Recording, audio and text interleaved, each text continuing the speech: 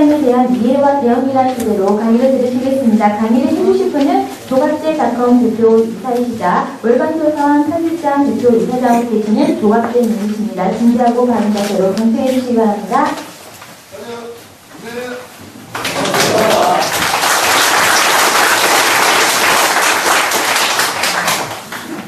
이 직후에 평소에 기자들한테 많이 기다리실 텐데 또 다른 기자가 나와가지고 여러분들한테 또 이렇게 강연을 하게 되면 아마 귀찮으실 텐데 우선 앞으로 한 1시간 반 정도 그렇게 낮잠이 오지 않도록 하느냐 하는 게 제일 큰 임무인 것 같습니다. 지금 강연 주제로 소개한 것을 포함해서 저희 전공분이 아닌 시국 문제라든지 한국 현대사 그리고 최근의 그 천안함 사태 이런 걸 좀 연결시켜서 약간의 도움이 될 만한 말씀을 드리려고 합니다. 저는 1945년생이니까 해방동입니다. 그리고 고향은 경상북도 청동인데 나이는 일본에서 나서 6개월 만에 돌아왔습니다. 그리고 학교를 좀 부산에서 다녔고 제가 첫 신문사 일을 국제신문에서 출발을 했습니다. 그리고 한 10년 하다가 80년대에 서울로 올라가서 조선일보에 몸을 담았다가 한 5년 전에 데뷔를 하고 지금도 조갑재닷컴이라는 인터넷 매체를 만들어서 매일 글을 한 두세 건 올리고 있습니다. 그래서 기자 생활을 시작한 지가 한 40년 됐습니다. 40년 전입니다. 그리고 하다가 보니까 한국 현대사의 큰 사건을 많이 취재를 하게 되었습니다. 12.6, 12.12, 5.17, 5.18, 대한항공기 폭파 사건, 칼 007 비격 사건, 최근에 있었던 이런 여러 사건을 취재를 하게 되는 행운을 누리고 있습니다. 기자는 큰 사건을 취재를 해야 기자로서 또 쓸 게 많아집니다. 저로서는 우리나라에서 언론사에 제가 남는다면 좋은 기사를 써서 남는 게 아니라 기사의 양을 제일 많이 썼다. 아마 해방 이후 기자 중에서 제가 현재로도 기사를 제일 많이 쓴 기자를 봅니다. 그래서 한번 계산을 해봤더니 한 200자원권으로 환산해서 한 20만 장 정도 쓴 것 같아요. 왕조실록이 200자원권으로 환산하면 한 10만 장 정도입니다. 그 2배를 썼는데 그 이유는 제가 호기심이 좀 많은 것도 있지만 한국에서 워낙 사건이 많이 나니까 이 한국에서 지난 60년 동안 일어난 기사거리가 워낙 많지 않습니까? 지금도 일어나고 있지만 그래서 한국에서는 기자가 활동하기가 참 수월하답니다. 이 사건이 많이 일어나니까 그런데 참 희한하게도 이렇게 사건이 많이 일어나면은 또 그 사건이라는 게 주로 나쁜 거 아닙니까? 사건이라는 그 의미 자체가 좋은 것을 사건이라고 하지 않습니다. 그럼 이 나라가 망했어야 되는데 어떻게 사건이 세계에서 가장 많이 일어나면서 이 나라는 세계에서 가장 지난 60년 동안 잘 되었느냐. 그 참 희한하지 않습니까? 사건이 제일 적은 나라가 어디냐? 북한이죠. 북한에 무슨 스캔들 사건이 있습니까? 내무 사건이 있습니까? 전직, 국가 주석이 감옥에 가는 사건이 있습니까? 아무도 없습니다. 조용하죠. 세계에서 가장 조용한 나라는 제일 철저하게 망하고 세계에서 가장 시끄러운 나라가 가장 성공했다. 이게 세상의 아주 신비로운 이치라고 생각을 합니다. 시끄러우면서 큰다. 우리 애들 보면 항상 넘어지고 코를 깨고 바늘을 꿰매고 하면서 크지 않습니까? 어린애들 키울 때 보면 제일 불안할 때가 가만히 있을 때 아닙니까? 가만히 있으면 틀림없이 탈이 난 거죠. 우리 대한민국은 지난 해방으로 치면 65년 동안 이렇게 질풍노도를 거치면서 커왔습니다. 그런데 왜 크느냐? 바로 자유 때문에 큰 거죠. 자유가 있기 때문에 시끄러운 거 아닙니까? 자유가 있기 때문에 사건이 나오고 자유가 있기 때문에 그 사건을 알리고 이 언론 자유, 즉 선거의 자유, 자유재산권의 보장 이게 자본주의의 3대 핵심인데 자유가 있으면은 시끄러워도 좋다. 자유라는 것은 그 속성이 아주 묘해가지고 아무리 시끄러워도 자유만 제대로 보장을 하면은 스스로 그 어려운 것을 해결해 간다. 문제가 있으면은 그 문제를 언론 자유가 있으면은 좀 시끄럽지만은 자정작용을 일으켜가지고 궤도 수정을 합니다. 그런데 자유가 없고 언론 자유가 없으면은 외길로 그냥 가버린다. 한번 지도자가 길을 잘못 선택하면은 수정이 안 돼가지고 벼랑을 향해서 열심히 달려가고 있다. 바로 김정일, 김일성 두 사람이 그렇게 되었죠. 지도자의 운명도 참 지난 이명박 대통령이 10번째 대통령입니다만은 우리나라 지도자 지금 1명 전직 대통령이 다 편안하게 노후를 보낸 사람도 없고 한 분은 현직 때 총 맞아 돌아가시고 또 한 분은 하야해가지고 하와이에 가서 죽어서 시신이 돼서 돌아오고 전두환 노태우 두 대통령은 감옥에 가고 또 한 대통령은 자살하고 뭐 이런 지도자의 순환시대에 있습니다. 이 청와대라는 자리가 참 거기 들어가는 게 어디로 보면은 감옥으로 가기 전 단계로 들어가는 것 같은 이런 나라였습니다. 그런데도 한국은 잘 됐습니다. 북한의 김일성, 김정일은 아무런 비판도 받지 않고 제약도 받지 않고 어떻게 보면은 가장 행복하게 지금까지 살고 있어요. 그러니까 북한 주민들이 망해버린 거예요. 우리 대한민국은 10명의 지도자를 내세워가지고 어떻게 보면 우리 국민이 열심히 부리고 한 임기가 끝나면 내팽개쳐버리고 또 다른 사람 바꾸고 또 새로 들어온 사람은 5년 동안 과거에는 7년 동안 열심히 해가지고 뭘 남기려고 노력을 하고 하는 이런 식으로 참 모성을 잘 부렸다는 생각이 듭니다.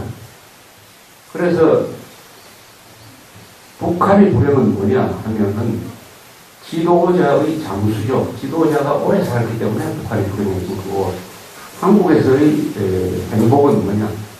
지도자의 불행이 오히려 국민의 행복이 되었고 다행이 되었다. 이렇게 역설적으로 이야기를 합니다. 그래서 저는 이승만 박정희를 이렇게 표현을 합니다. 자기 성공의 희생자다. 이승만 대통령이 물러나게 된 것은 고등학교 대학생들이 시위를 해서 몰아냈는데 그 고등학교 대학생들이 뭘 배웠느냐. 바로 이승만 대통령이 도입한 자유민주주의 교육을 배우고 그래서 부정선거를 규탄을 하고 아무리 위대한 건국 대통령이라도 부정선거를 하면 안 된다 해서 몰아냈습니다.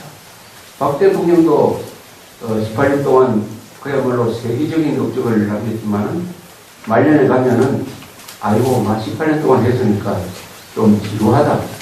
그래서 부마 사태가 나고 해서 김대중과 또 그것을 계기로 해가지고 총을 쏘고 해서 밀려났습니다. 자기 성공이 있습니다. 박정희 대통령은 18년 동안 중산층을 만들어내었습니다. 그 중산층이 나중에는 학생들하고 손을 잡고 박정희를 반대하는 노선에 서게 되었습니다. 자기 성공이 있는 거죠. 그러면은 김일성, 김정일은 뭐냐? 자기 실패의 수혜자죠. 자기 실패를 했기 때문에 저렇게 오래 견디고 있는 것입니다. 북한의 독재가 왜 오래 가느냐 하는 데 대한 설이 많지만 제일 핵심적인 것은 가난하기 때문입니다. 가난하면은 혁명을 일으킬 수가 없습니다. 세계 어느 나라에서도 가난한 나라에서 굶어 죽어가면서 뭐 민주화 시위를 한다는 게 없습니다. 사람이 좀 잘 살아야 그 다음에 자유를 요구하게 되는 것인데 북한 주민들은 가난하니까 무슨 비판 의식도 없고 그런 이 노예 국가를 만든 데 성공함으로써 김일성, 김정일은 저렇게 편안하게 즐기면서 산다.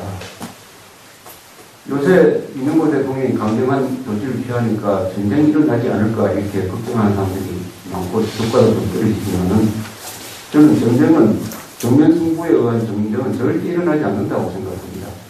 그 이유를 여러 가지 될 수 있지만은 제가 생각하는 가장 중요한 이유는 전쟁이 일어났을 때 한반도에서 잃을 것이 가장 많은 사람이 누구냐? 누굽니까? 바로 김정일 아닙니까? 김정일은 모든 것을 잃지 않습니까? 정면 승부로 전쟁을 하는 순간 그다음에 김정일 정권 사망일이라고 저는 분명합니다. 지금 김정일이가 얼마나 행복한 생활을 하고 있습니까? 세계에서 제일 비싼 밥 먹고, 세계에서 제일 아름다운 여자들 사이에 둘러 사여가지고, 세계에서 제일 비싼 술 마시고, 세계에서 가장 막강한 권력을 행사를 하니까 김정일의 하루하루는 행복 그 자체인 것입니다. 김정일 입장에서는. 그런데 그것을 송두리째 잃어버리는 정면승부에 의한 전쟁을 왜 합니까? 절대로 못하죠. 자살적 전쟁, 그런 건 역사에 없습니다. 자살할 바에야 전쟁을 하고 자살하자. 그런 지도자는 없어요. 자살적 테러는 있지만 자살적 전쟁은 없는 것입니다. 그래서 양국 간의 정면승부에 의한 정규전은 절대로 일어나지 않는다. 다만 테러와 도발이 있을 가능성이 있고, 그것은 지금의 국미동맹으로 충분히 대응이 가능하다, 이렇게 생각을 합니다. 이런 농담을 하고 냈습니다. 김정일이가 왜 남침을 못하느냐, 네 가지 이유가 있다. 첫째, 한국에서는 핵이 많다. 집집마다 핵가족이다. 밤만 되면 총알 택시가 등장한다. 골목에는 대포집이 많다. 남자들은 마시다 하면 폭탄주를 마신다. 이래서 남친 못한다고 생각을 했는데, 그럼 왜 이번에 천안함은 도발했느냐. 여러 가지 이제 예측은 할 수가 있지만은 아마 이런 생각을 했을 거예요. 우리 국군이 그동안 10년 동안 좌파정권 하에서 경계태세가 흐물흐물해졌다. 그렇게 자신 있다. 그 다음에 증거가 발견되지 않을 것이다. 의뢰가 터져버리면은 그걸로 끝이지 거기서 무슨 증거를 찾겠느냐. 바닥에서. 세 번째는 혹시 뭐가 나오더라도 남한에 우리 세력이 있지 않느냐. 종북 세력, 소위 말하는 친북, 좌익 세력들이 열심히 그것을 덮어줄 것이다. 이렇게 계산하고 이 도발을 한 것이 아니냐, 그렇게 생각을 합니다. 상당 부분 들어맞았는데, 하나, 김정일이가 오판을 했죠. 뭐냐, 증거가 발견되지 않을 것이다 하는 오판을 했습니다. 그런데 우리가 증거를 완벽하게 찾아냈습니다. 완벽하게 찾아냈습니다. 바다 밑에서 침몰한 잠수함이든지 군함에 대해서 이렇게 완벽하게 그 원인을 밝혀낸 사례는 아마 세계 군사 역사상 이번이 처음일 겁니다. 처음입니다. 다행히 수심이 한 40m밖에 안 되기 때문에 그것이 도왔습니다. 잠수함이, 핵잠수함이, 미국 핵잠수함이 한 2척 정도 폭발해서 가라앉은 수심은 한 1000m 이상이기 때문에 그래서 냉전이 끝나고 나서 그 원인을 밝혀낼 수가 있었습니다. 그런데 정말 기적적으로 하늘이 도왔습니다. 천우신조, 하늘이 도우고 하느님이 도와서 완벽한 증거, 이 완벽한 증거를 뉴욕타임즈는 이런 법의학적인 증거를 찾았다, 이렇게 이야기했습니다. 쉽게 말하면 지문을 찾았다. 김정일의 지문을 찾았다. 지문을 찾으면 그걸로 끝 아닙니까? 범행 현장에서 지문을 딱 제시해가지고 범인하고 딱 대조를 해보면 완벽하게 유죄를 선고받게 할 수가 있습니다. 그 지문이 뭐냐? 여러 가지 있었지만 결정적인 지문은 의뢰, 규진체, 의뢰, 프로펠러가 남아있었다. 거기에 한자로 써서는 괜찮은데 한글로 1번이라고 썼다. 한글 전용 때문에 북한이 지금 망했어요. 거기 한자로 써서면 이게 한자 쓰는 데 많지 않습니까? 완벽한 겁니다. 더구나 그것은 대표적인 증거고 그것을 뒷받침하는 다른 증거가 또 많아요. 사실은 그 의뢰 규진체가 발견 안 됐더라도 99.999%의 확신으로서 김정일 정권에 의한 의뢰 공격에 의해서 북침되었다는 결론을 내리는 것은 아주 간단했어요. 그러나 더 설득력을 높이기 위해서 지문까지 발견이 됩니다. 이러니까 국군이 1라운드에서는 기습을 허용해서 졌어요. 1라운드는. 2라운드에서는 우리 국군이 이겼습니다. 즉 진실 게임에서 이겼어요. 진실이 무기를 찾아냈습니다. 상거리 우선을 동원해가지고. 그래서 2라운드는 우리 국군이 이겼어요. 3라운드부터는 아마 이제 우리가 반격을 한 거죠. 이제 반격 단계에 들어갔습니다. 그래서 저는 우리 군이 참 잘했다고 생각합니다. 그래서 우리 군 지휘부에 대한 문책은 저는 절대로 반대합니다. 문책당할 이유가 없어요. 기습당했다고 문책하는 나라는 없습니다. 잠수함에 의한 기습은 막을 방법도 없어요. 자, 그런데 진실의 무기가 21세기의 패러다임이죠. 패러다임이란 말을 21세기에 적용하면 제일 중요한 게 뭐냐? 진실, 인권, 생명, 정의, 자유 이런 거죠. 우리 헌법적 가치는 흔히 자유민주주의와 시장경제라고 이야기합니다. 여기에는 법치주의가 포함되어 있겠죠. 그러나 더 원천적인 우리 헌법이 지향하는 가치는 저 네 가지 단어라고 생각합니다. 하나는 인간입니다. 인간 존중이죠. 그 다음에 진실입니다. 무슨 정책을 쓰더라도 허위를 근거로 해서는 안 된다. 진실적이어야 됩니다. 사실에 부합되어야 됩니다. 그 다음에는 그 바탕에서 정의를 세워야 됩니다. 이것은 법입니다. 정의, 법대로 해야 됩니다. 그렇게 하면 자유가 보장됩니다. 인간의 진실, 정의, 자유. 이것이 우리 헌법적 가치고 21세기에 가장 중요하게 여겨질 것이 이 가치죠. 그런데 김정일이는 이번 사건을 일으키면서 이 21세기의 중요한 가치에 대해서 무시를 하고 접근을 했습니다. 즉 뭐냐? 인간 생명 아무것도 아니다. 폭침을 시켜가지고 한국 해군이 몇십 명이 죽는 거, 아니 많이 죽어서 좋다. 그 많이 죽었을 때 한국 사람들이 어떻게 반응을 보일지를 모르는 거예요. 모를 수밖에 없죠. 북한에서 제일 유명한 캐치프레이즈가 뭐냐? 전 인민이 김정일 동지를 결사옹위하는 총폭탄이 되자. 이렇게 나옵니다. 총폭탄이 돼가지고 한 사람을 시키지 않습니까? 그러니까 2,300만 전 인민이 저 알카에다 조직과 같은 자폭 테러범이 되더라도 한 사람만 시키면 된다. 총폭탄이 되자 하는 구호를 만들고 그것을 매일 듣고 하는 이 인간이 무슨 인권에 대한 개념이 있겠습니까? 300만 굶겨 죽이면서 지는 혼자서 세계에서 제일 과로운 식탁을 매일매일 대했던 자니까 이 인간에 대한 패러다임이 없는 거죠. 의식이 없는 거죠. 그러나 한국은 어떻습니까? 한국은 한 사람의 억울한 죽음이 정권을 바꿉니다. 4.19가 왜 저렇게 커졌느냐 하면은 3.1로 마산 의거 며칠 뒤에 페루탄을 눈에 맞고 죽은 김주열이라는 학생 시체가 바다에서 떠올랐어요. 그때는 텔레비전이 없을 때인데 그것을 부산일보 사진 기자가 특종을 해서 찍었습니다. 아주 드라마틱한 사진이 보였어요. 여기 눈에 페루탄이 박혀 있었으니까. 그것이 도하신문에 크게 보도되면서 많은 사람들을 분노하게 했습니다. 한 사람이 죽음. 그리고 6.29선언, 1987년 6.29선언이야말로 오늘 우리가 누리는 이 민주주의의 출발점인데, 그 6.29선언이 나온 것도 박종철이라는 서울대학교 학생이 수사를 받다가 무고문을 당해서 죽었다. 박종철 군 고문 치사 사건이 계기가 됐습니다.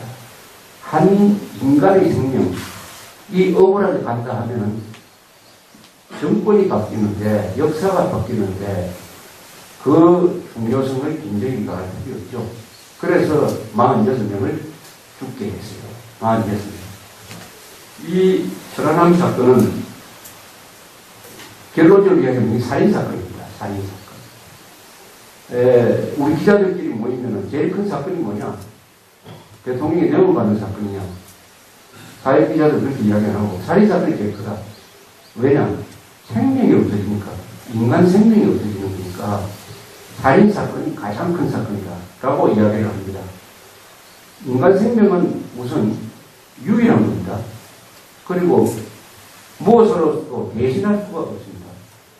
사람 많이 죽었다 그래서 보상하지만 그 보상은 심리적 보상이지 그 생명을 대신할 수가 있으니까 생명은 유일하고 대체할 수 없는 것이고 값으로 따질 수 없는 것이에요. 그 생명이 46명이 죽었어요. 46명. 그 얼마나 아팠겠습니까? 46명이 죽었어요. 우리가 전기공사 할 때 무슨 피 뽑는다고 주사기를 핏줄에 꽂으면 그거 안 보려고 눈도 감지 않습니까? 그래서 몸이 날아가고 몇 명은 시신도 못 찾고 얼마나 아팠겠습니까? 46명. 그 살아남은 가족들은 그게 마음 상처가 치유됩니까? 그 부인들, 아이들, 어머니, 그 강기갑한테 경력식장에 가가지고 왜 북한에 부줍니까? 하고 소리친 민평기 상사의 어머니, 그 사람 마음 누가 치유해 줄 수가 있습니까? 이번 이 사건의 본질은 살인사건입니다. 그리고 학살이죠. 학살.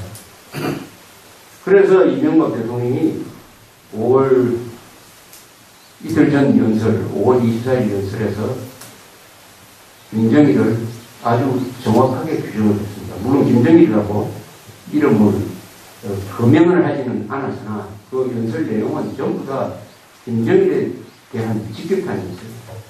그 연설에 보면은 이명박 대통령은 김정일을 어떻게 보느냐 하는 게 잘 나와 있습니다. 첫째, 김정일은 전쟁 범죄자로 보고 있습니다. 이렇게 이야기했습니다. 북한은 3.16 편안함 사태로 유엔 현상을 위반하고 정전 일정, 남북기본합의서 등 한반도의 평화와 안정을 위한 기존 합의를 깨뜨렸습니다. 이것은 전쟁 범죄자라는 거죠. 김정일은 전쟁 범죄자다. 두 번째 김정일을 뭘로 봤느냐? 테러 주범으로 봤습니다. 이 편안함 사태는 한국 사회의 진로를 바꿀 겁니다. 역사가 바뀝니다. 이 사건은. 그런데 한국판 9.11 테러입니다.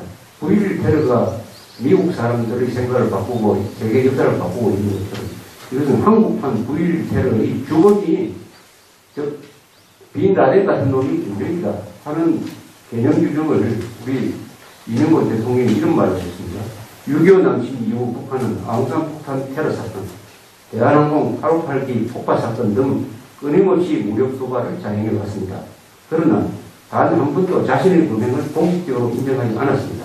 이번에도 우리 정부의 자작극이라고 강변하고 있습니다. 여전히 대남 적과 통일의 헛된 꿈에 사로잡혀 협박과 테러를 자행하고 분열과 갈등을 끊임없이 조장하고 있습니다. 이렇게 이야기했습니다. 테러 주범. 그 다음에 세 번째로 김정일을 민족 반역자로 규정했습니다. 이렇게 이야기했습니다. 이명박 대통령이. 도대체 무엇 때문에 누구를 위해 이렇게 하고 있습니까? 같은 민족으로서 참으로 세계한테 부끄러운 일입니다. 지난 20년 동안 지난 20년이라 하면 노태우 대통령, 노태우, 김영삼, 김대중, 노무현까지 역대 대통령이 김정일 정권에 대해서 언론 자유가 없었어요. 김정일에 대해서 제대로 이야기를 하지 못했습니다. 북한 정권에 대해서 제대로 된 비판이 없었어요. 그런데 20년 만에 처음으로 대한민국 대통령이 할 말을 합니다. 그런 점에서 그 연설을 듣고 10년 체정이 뚫린다는 사람이 많아요. 김대중 씨는 김정일을 견식 있는 지도자라고 했습니다. 6.15 선언을 통해서 민족 공조의 파트너다. 더구나 통일의 파트너다. 적과 통일 방안인 연방제도 상당 부분 받아들일 수 있다. 이런 식으로 6.15 선언, 이 반헌법적 6.15 선언을 만들고 노무현 당시 대통령은 평양에 가가지고 김정일의 만수무강을 기원하는 건배사를 했어요. 그런데 이명박 대통령은 테러 주범, 전쟁 범죄자, 민족 반역자로 규정을 했어요. 연설을 통해서. 그러면 어떻게 되느냐? 거기에 맞춰서 아마 국가 정책이 아마 바뀔 겁니다. 그래서 이명박 대통령은 5월 24일부로 남북 관계를 정상화시켰다고 저는 생각을 합니다. 이런 이야기를 했습니다.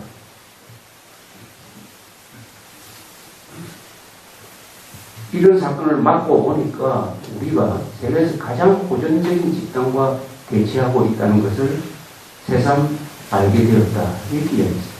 어떻게 들어보면 그게 본인한테 대한 자아 비판적인 성격으로 보이지만은 이런 사건을 막고 보니까 우리가 평화롭게 이렇게 살고 있는 것은 우리 실력 때문에 그런 게 아니라 한미동맹 휴전선을 잘 지키면 확고히 있기 때문이다. 저 휴전선이라는 게 언제 무너질지 모르는 둑이다. 그 둑 아래에 우리가 살고 있구나.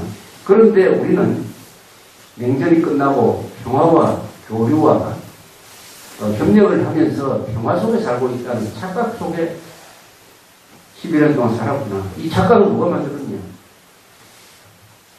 김대중 노무현 정권이 햇볕 정책이라는 것을 추진을 하면서 김정일을 견시 있는 지도자, 세계에서 가장 악질적인 지도자를 견시 있는 지도자, 노벨 평화상을 같이 받았었잖아요.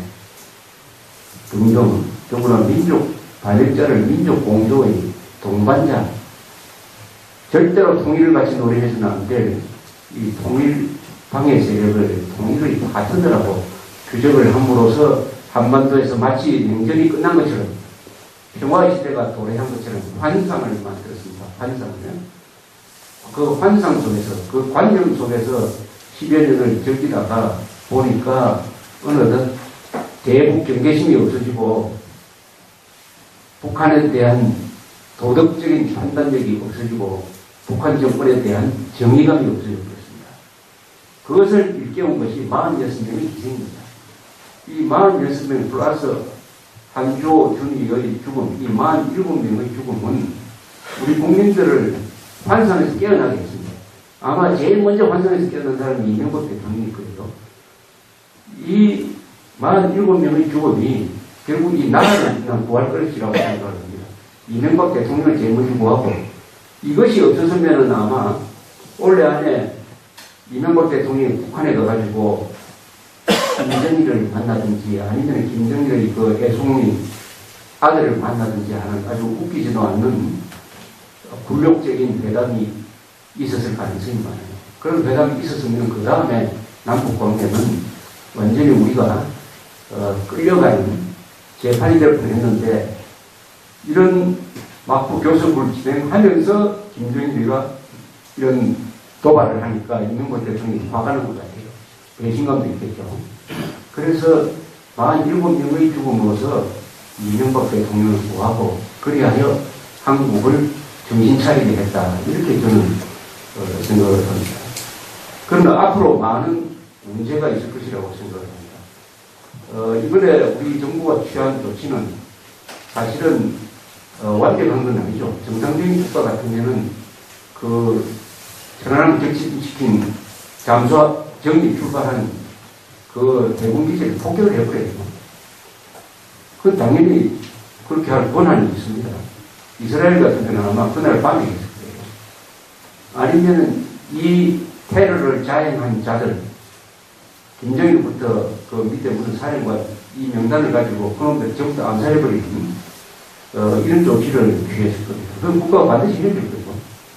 아니, 미국이 지금 알카에다 지도부를 다 죽이고 있습니다. 1972년 뮌헨 올림픽 때 블랙 세템버라는 조직이 그 선수촌을 들어가서 이스라엘 선수 11명을 죽였어요. 그 블랙 세템버 멤버 중에 3명이 국제를 했습니다. 그런데 나중에 이 블랙 세템버가 다른 루프트 한자 비행기를 인질로 잡아가지고 그 3명을 다 빼내가 버렸어요.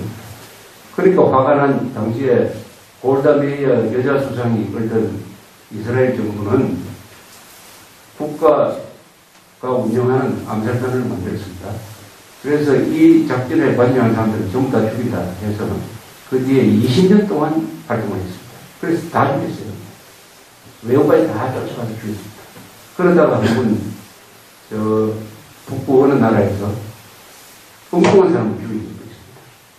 그걸 불문하고 다 잡아 죽였어요. 이것은 당연하죠. 아니 그러면 지금 미국이 빈 라덴을 잡으면 잡기 전에 생포하면 되려고 했지만 그 암살한다고 해가지고 누가 미국을 비판하겠어요. 이런 것을 해야 되는데 이렇게 하는 것이 정석이죠. 나라가 꼭 해야 되는 것인데 그건 뭐 할지 앞으로도 할지 모르죠. 그러나 이번에 여러 가지 취한 조치는 사실은 그건 옹분한 조치죠. 아주 옹분한 조치죠.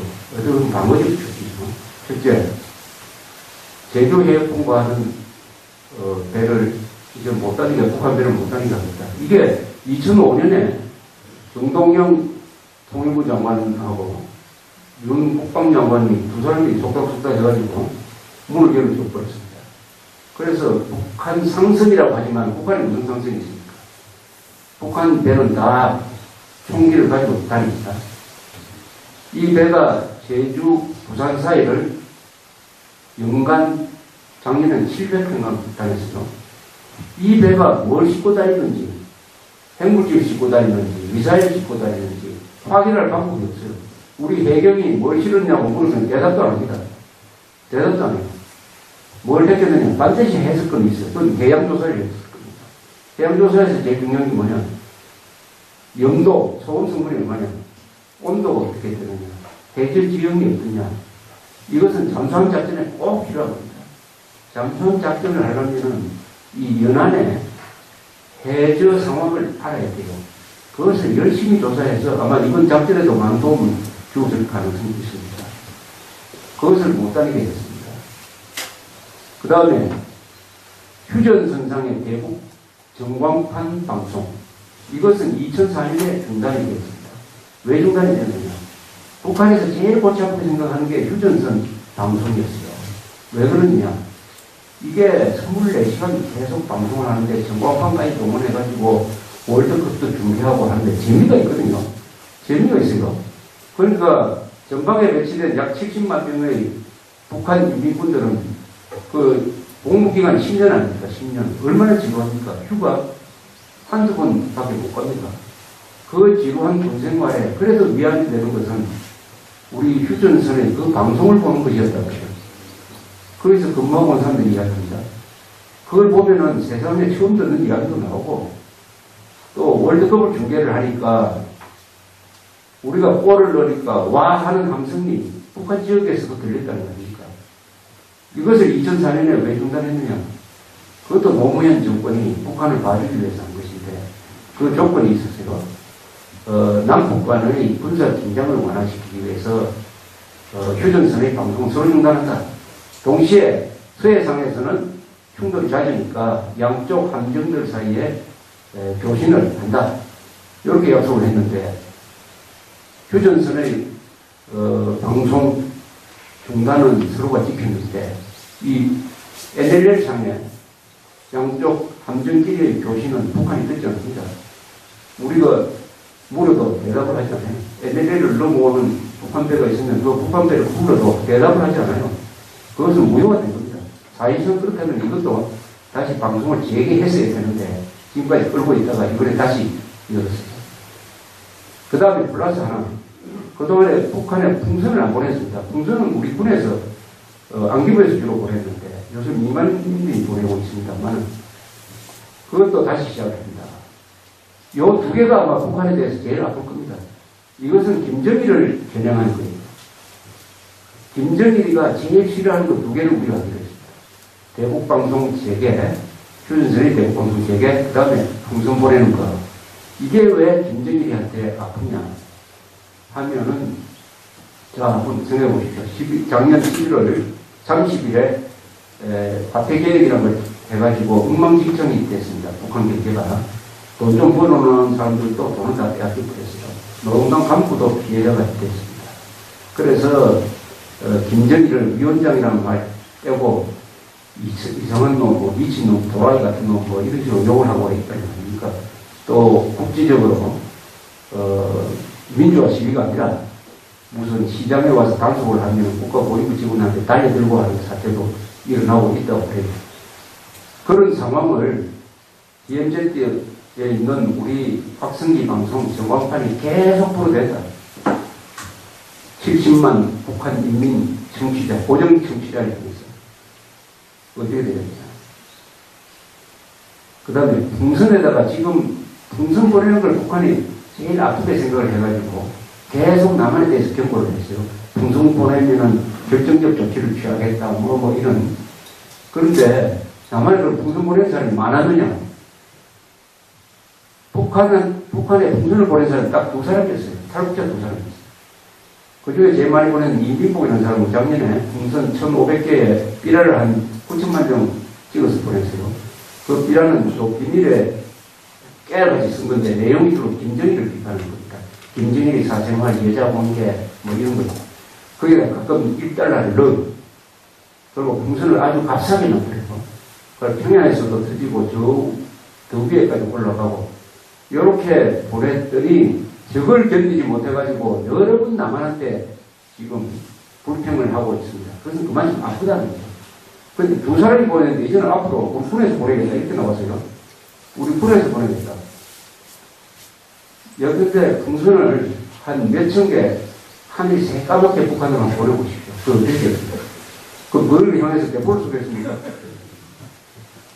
거기서 떨어지는 비닐 이야기 얼마나 재밌습니까? 또 이 사람들은 비닐봉지를 또 찢어가지고 비닐봉지를 이용을 해요. 북한에서 비닐봉지 구하기 힘듭니다. 또 1달러가 있으면 그 누가 주소가 신고하겠습니까? 그러면은 북한 사람들이 그 주소를 다닌다. 그 주소를 다니는 북한 사람들을 잡기 위해서 보수 요원들이 쫓아다닌다. 이런 혼란 상태가 일어났거든요. 저 풍선 작전을 본격적으로 하면 북한 체제가 무너질 겁니다. 불평을 하면 우리는 이렇게 말하면 될 거 아닙니까? 아니, 그럼 당신들도 풍선 보내면 될 거 아니냐? 그래서 풍선 전쟁을 한번 해보자. 그게 가장 아픈 거예요. 그래서, 대북 방송을 하면 그 확성기를 향해서 총을 쏘겠다고 합니다. 총을 쏠지도 모르죠. 그럼 총을 쏘면 어떻게 됩니까? 우리가 가만히 있겠어요. 우리가 총 쏜 때 보복 타격을 할 것이고, 좀 유연선의 발행은 우리가 훨씬 앞서 있습니다. 그럼 중국이 그 지경으로 하는데, 확성기를 향해서 총 쏘는 북한을 그때 가서도 더 보호해 줄 수 있겠느냐. 이렇게 본다면은 결국 이번 사건의 결말은 어디로 가겠느냐. 기복은 많이 있을 것입니다. 남한에 또 김정일 세력이 강하니까 이 사람들이 지금도 천안함 발표를 믿지 못하겠다. 이렇게 나옵니다. 천안함 발표를 믿지 못하겠다. 아니, 천안함 발표를 믿지 못하겠으면은 해가 동쪽에서 뜬다는 것은 왜 믿습니까? 이번 천안함 발표는 해가 동쪽에서 뜬다는 것 같은 기준입니다. 이거는 의문의 여지가 없는 거예요. 그런데 놀랍게도 저것을 믿지 못하겠다는 사람이 한 1%만 돼도 이게 골치 아픈데 여론조사를 해보니까 20%가 돼요. 20%. 어른들이 20%. 그리고 10%는 모르겠다. 그럼 30%가 무지자 내지 이 뭐라고 해야 됩니까? 이 반역자가 될 수 있는 소질을 가지고 있다. 이게 정말 한국 사회의 골칫덩어리죠. 우리의 주적은 인정일이지만은 사실은 더 골치 아픈 것은 내부의적이죠. 인정일은 두 개의 전략적 무기를 손에 가지고 있습니다. 하나는 핵무기고 하나는 남한에 있는 정부세력이에요. 그것이 30% 안에 포함되어 있을 것입니다. 30% 하면은 숫자라서 잘 실감이 안 나시죠? 6번자 중에서 30%면은 1000만 명입니다. 1000만 명. 5천만 명 속에서 1000만 명은 어른입니다. 18세 이상. 어른이 천안함을 북한이 격침시켰다고 믿지 않는다. 또 모른다. 이런 상황에서 우리가 이 평화를 누리고 있습니다. 평화를 지키려고 있습니다. 이 끔찍한 상황 아닙니까? 끔찍한 상황 아닙니까? 태양이 동쪽에서 뜬다는 것을 믿지 않는 사람이 30% 있는 거하고 마찬가지입니다. 태양이 동쪽에서 뜬다는 사실을 믿지 않는 30%를 어떻게 해야 되느냐. 제대로 하면 다시 유치원에 보내가지고 재교육시켜야 되죠. 과학을 믿지 않으니까 이건 뭐가 설득이 안 됩니다. 과학과 합리성을 왜 가르칩니까? 합리적 설득이 통하라고 그런 교육시키는데, 자, 이 30%를 어떻게 했느냐 하는 것의 책임은 대통령한테 있고 저는 우리 공무원 집단한테 있다고 생각합니다.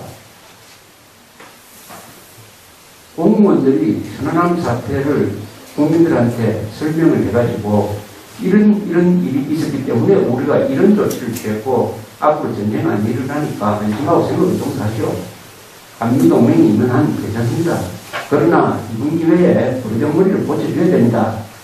이렇게 이야기를 할 수 있으려면은 우선 정부가 왜 이런 조치를 취했느냐에 대해서 정리된 무슨 문서가 있고 그것을 가지고 우리 공무원들이 완벽한 이해를 한 다음에 그 다음에 민원인들한테 설득을 하고 또 이만한 팜플렛도 하나 건네주면서 이 홍보를 해야 된다고 생각합니다. 여러분들이 행정을 하면서 절감하시겠지만 한국에서 큰 일은 홍보가 실패하면 절대 안 됩니다. 홍보가 가장 중요한 기능이 되었습니다. 세계에서 가장 안전한 미국산 쇠고기도 그 수입하는 문제에 대해서 정부에서 홍보를 제대로 안 하니까 그 선동이 넘어가가지고 세계에서 가장 안전한 미국산 소고기를 한때는 우리 국민의 60%가 먹으면 인한 광우병에 걸릴지 모른다고 속임수에 걸려서 오판을 하고 말았습니다. 그러니까 광우병 사태가 3개월 동안 계속됐습니다. 이번 이 천안함 사태도 정부와 공무원들이 국민들한테 설명을 해야 됩니다. 설명을 해가지고 납득을 시켜야 돼요. 납득시키지 않으면 앞으로 어떤 사태가 나느냐. 처음에는 이런 것 대통령이 과감하게 하니까 기분 좋다. 이렇게 하다가도 주식값이 떨어지고 경제가 어렵게 되고 또 이 전쟁 날지 모르겠다 하는 불안감이 확산되고 그것을 또 적극적으로 확산시키고 동북 세계는 또 앞으로 한반도 평화가 가장 중요하다 해가지고 시위를 할 것이고 이래 되면 국민들이 어느 서로 대결 안 했으면 좋겠다. 없는 걸 덮어주면 좋겠다. 적당히 넘어갑시다. 다시 대화합시다. 이런 식으로 넘어갈 가능성이 많아요. 국민들의 지지, 민주주의 국가는 긴장을 오래 유지하기가 어렵습니다. 그래서 민주주의 국가는 전쟁을 선택하기 어렵다고 합니다. 또 민주주의 국가는 전쟁을 잘 안 해요. 지난 150년 동안 세계에서 민주주의 국가와 민주주의 국가끼리 싸운 적은 한 번도 없다고 합니다. 그래서 긴장을 오래 유지하기 힘들어요. 긴장을 오래 유지하기 힘들면 틀림없이 대북 북종론 또는 양보 이런 쪽으로 가서 연날로 돌아갈 가능성이 많습니다.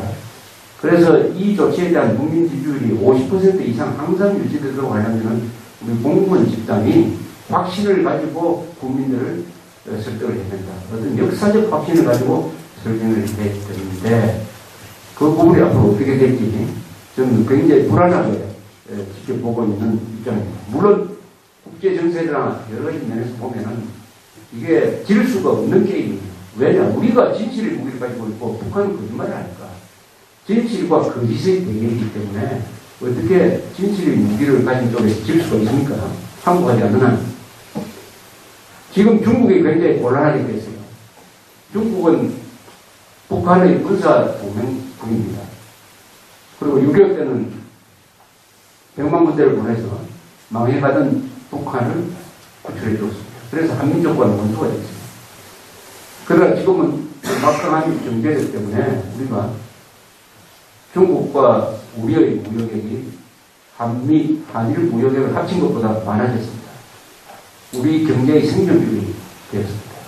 그러나 또 한편은 군사적으로는 우리의 적의 친구니까 사실은 잠재적인 적으로 봐야 되는데 이번 사건에 대해서 예상했던 대로 아주 모른 척 하려고 지금 나오고 있습니다. 그러나 워낙 확실하게 우리가 조사 결과를 밝혀내기 때문에 민군 합동이 아니라 국제조사단에 스웨덴까지 와가지고 이것은 틀림없다라고 도장을 찍었기 때문에 이것을 부인하기가 지금 어렵게 됐습니다.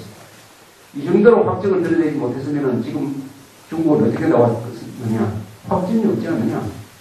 북한은 아니라고 하지 않느냐? 이렇게 발표를 할 수 있습니다. 이제 발표를 할 수 없습니다. 이제 요새 또 그래도 한반도에서는 양쪽이 자제해야 된다 이런 이야기를 하고 있습니다. 그것은 자신이 없다는 거죠. 이 진실을 거부할 수 없다는 거죠. 중국은 북한과 같이 행동할 수는 없어요. 북한은 강대 국가니까 거짓말하고 웃기 부리고 하는 것은 그냥 원래 그런 놈들이다 하고 넘겨줄 수 있지만은 중국은 유엔 안전보장 상임이사국 5나라 중에 하나입니다. 이 5나라는 어떤 나라입니까? 미국, 러시아, 영국, 프랑스, 중국 5개는 다 핵보유국가입니다. 그런데 핵보유국을 우리가 인정을 하면서 불안해하지 않습니다. 저 5나라는 책임있게 행동하기 때문에 핵을 가지고 괜찮다. 그러나 이라는 거 북한 같은 문제국가는 안 된다. 이렇게 생각하고 있습니다. 이 세계 질서와 세계 평화를 유지하는 일종의 세계 경찰 역할을 하는 사람들이에요. 그런데 그런 중국이 명백한 진실을 부인할 수 있느냐? 어려워요. 최소한 부인은 못할 거예요. 부인하면 우리는 그런 운동 걸려야 됩니다. 중국으로부터 유엔 안전보장 상임이사국 지위를 박탈하지 않은 운동을 걸려야 됩니다. 세상에 이런 명백한 진실을 부인하는 나라가 상임이사국이 되면 그게 무슨 세계 질서를 유지할 수가 있습니까? 일단 진실은 인정을 하고 그 다음에 정책으로서 뭐 나와야지 이 진실은 일단 인정을 해야 되는 것입니다. 그래서 중국이 굉장히 곤혹스럽게 됐고 이것은 우리로서는 참 잘된 일이에요. 왜냐하면은 우리가 통일하는 과정에서 우리의 통일을 방해할 세력은 누굽니까? 확실하게 방해할 세력은 중국 하나밖에 없어요. 중국.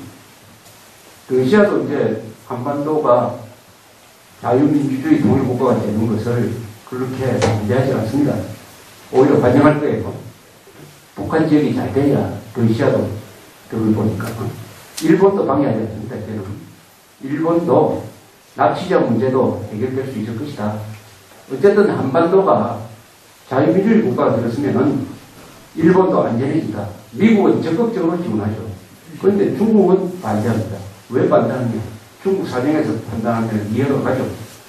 중국은 앞으로 한 10년, 20년 더 연 평균 10%의 경제 성장을 해야 된다.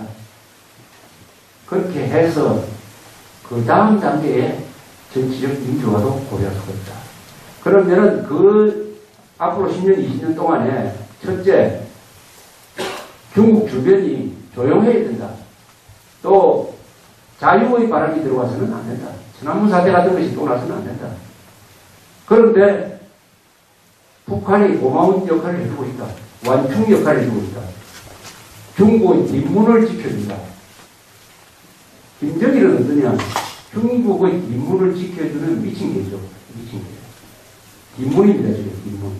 뒷문이 열리면은 만주 쪽으로 자유의 바람이 들어간다. 근데 뒷문 지키는 데는 미친 개가 좋아요. 앞문 지키는 데는 그 손님들이 들어오니까 미친 개가 오면 안 되고, 뒷문에는 도둑놈이 들어오니까 미친 개가 있어가지고 아무나 짚고 물고 하는 게 오히려 유리할 수 있어요.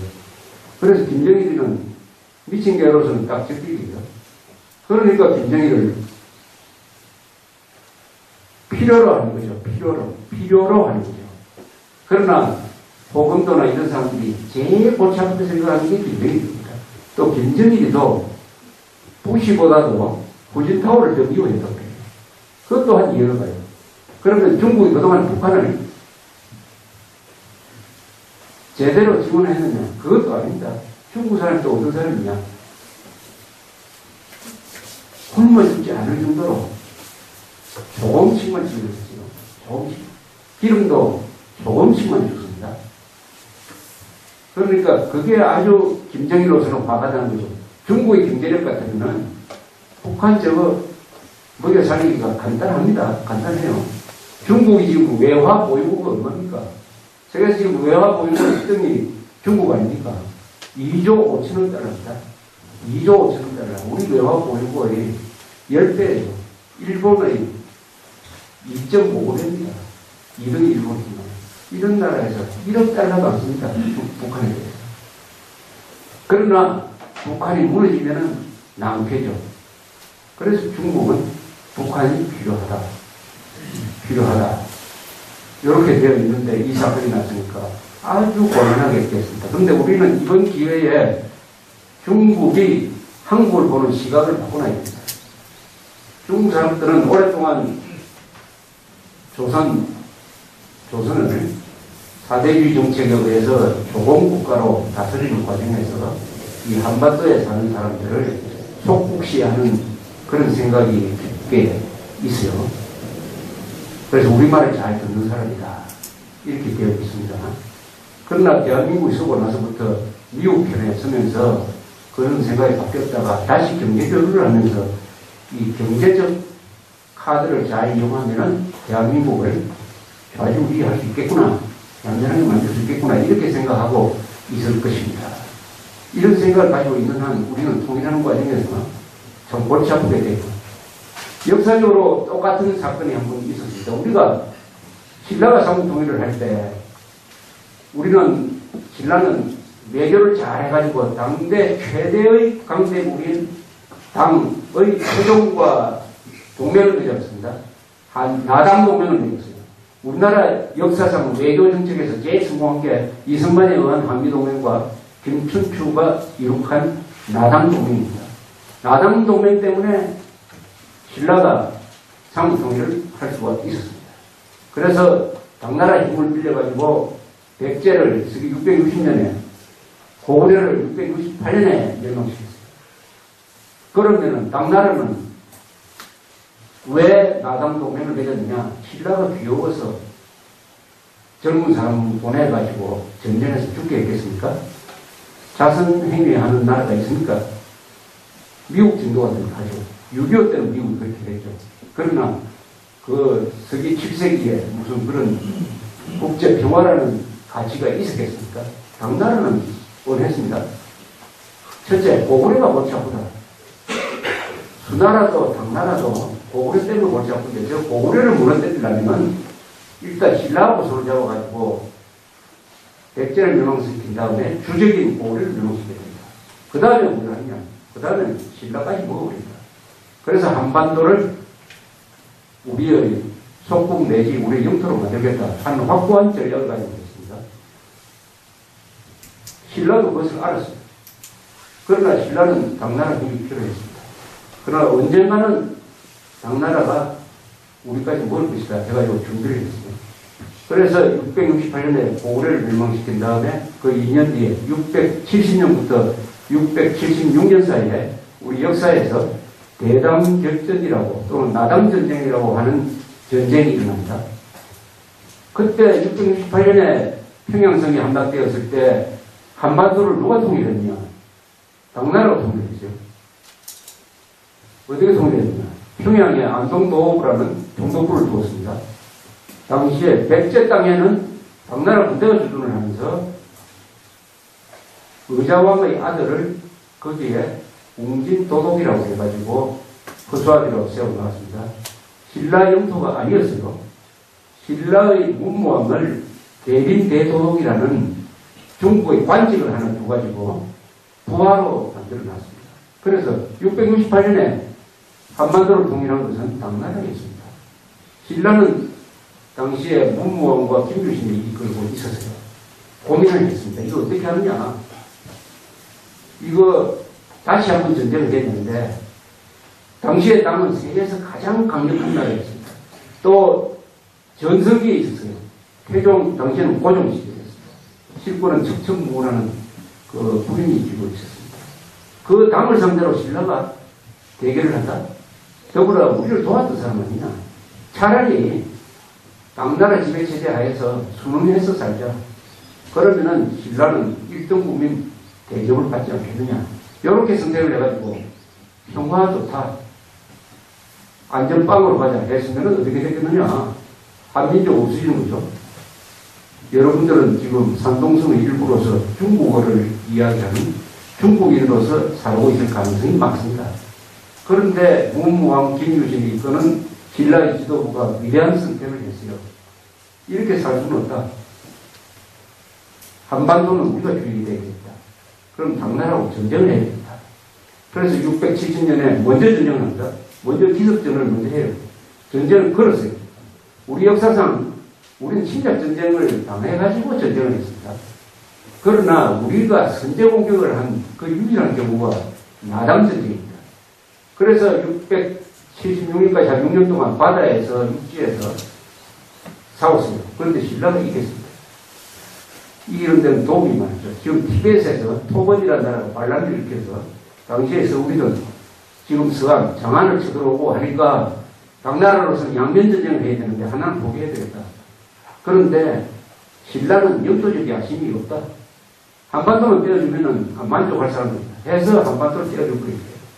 그래서 676년에 안동도읍으로 평양에서 절수시켜서 한반도를 신라한테 넘겨줌으로써 이 한반도는 한민족의 차지가 된 것입니다. 남북통일 과정에서도 반드시 우리는 신라의 대강 결정과 같은 의지를 가지고 중국을 상대해야 될 것입니다. 그런데 이번 천안함이 그런 기회를 만들어 주었다고 저는 생각을 합니다. 이 기회에 우리 중국 지도부 머리에 대한민국이 만만한 나라가 아니다. 평소에 고분고분하고 뭐 당하면 그만이 끝나는데 야, 한번 화가 나니까 무섭구나. 또 가만 보니까 군사력 또 대단하구나. 또 저 뒤에는 미국이 있다. 일본도 중국 하도야마 정부 들어서더니 신중정책을 쓰더니 이번에 보니까 완전히 미국, 한국과 한통속이 됐다. 야, 이거 잘못 다루다가는 동북아시아에서 우리가 불리해지겠구나. 대한민국의 실력과 대한민국의 국민과 정부의 의지에 대해서 경의를 표하도록 만들어줘야 돼요. 그러려면 이번 사태에 대해서 절대로 중국이 북한을 감싸지 못하도록 할 일이 많습니다. 보통 사람은 전화해가지고 중국 대사관에 항의하고 중국 대사 앞에 가가지고 시위도 하고 글도 쓰고 여러 가지 조치를 취해가지고 이번 기회에 중국에 대해서 통일 관련해서 절대로 북한 편을 들지 마라. 한민족의 문수가 되겠느냐? 아니면 김정일 하나를 지키기 위해서 한민족 7,300만 한민족의 문수가 되겠느냐 하는 경고를 보낼 수 있는 좋은 기회가 생겼다. 이렇게 이번 사건에 대해서 생각을 하고 있습니다. 그래서 이번 사건은 한국 역사를 바꾸게 되어 있어요. 역사의 진로를 바꾸게 되어 있습니다. 전과 후가 반드시 같을 수가 없어요. 천안함 사건 전과 천안함 사건 후는 우선 대통령부터 달라졌고 저도 달라졌고 아마 공무원 여러분들도 앞으로 달라지게 될 것입니다. 그렇게 보면 이 세상을 보는 눈이 또 달라지게 될 것입니다. 지금 천안함 사건이 북한 소행이 아니다라고 주장하는 자들, 이런 헛소리를 하는 자들이 남태평양에 통관한 나라에 있으면서 그런 주장을 하면 괜찮아요.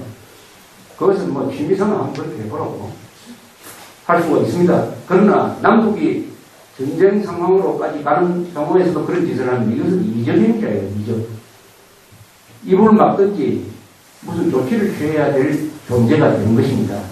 세상이 바뀌기 때문에 똑같은 사물도 그 사물의 의미가 달라지는 것이죠. 절대로 이 30%의 이 이상한 사람들을, 문제 국민들을 그냥 두고는 북한과 대결할 수가 없다 하는 것을 이제 점점 알게 될 것이고, 따라서 이명박 대통령의 중도 실용 노선 중에서 실용 노선은 살아남겠으나 중도 노선은 있을 수 없다. 법치와 안보에 대해서 무슨 중도 노선이냐.